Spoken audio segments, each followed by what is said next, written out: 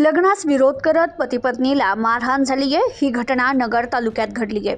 लग्नाला विरोध असल्याच्या कारणावरून झालेल्या वादातून पती पत्नीला लाकडी दांडके आणि गजानं मारहाण करत जीवे मारण्याची धमकी दिल्याची घटना नगर तालुक्यातील वडगाव तांदळी या परिसरात घडली आहे। या प्रकरणी नगर तालुका पोलीस ठाण्यात 7 जणांविरुद्ध गुन्हा दाखल झालाय। ऋतुजा धाडगे यांनी याबाबत फिर्याद दिली आहे।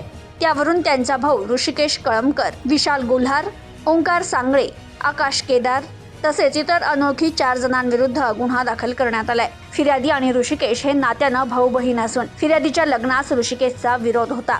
त्यातून संशयित आरोपींनी मनात राग धरत गैरकायद्याची मंडळी जमवली आणि त्यानंतर फिर्यादी, त्यांचे पती आणि साक्षीदार यांना लाकडी दांडके तसेच लोखंडी गजानं मारहाण केली। फिर्यादीच्या पतीस जीवे मारण्याची धमकी दिल्याचं फिर्यादीत नमूद करण्यात आलंय। या प्रकरणी तालुका पोलिसांनी गुन्हा दाखल केला असून अधिक तपास सुरू आहे। प्रतिनिधी मोहसिन शेख, न्यूज टुडे 24, अहिल्यानगर।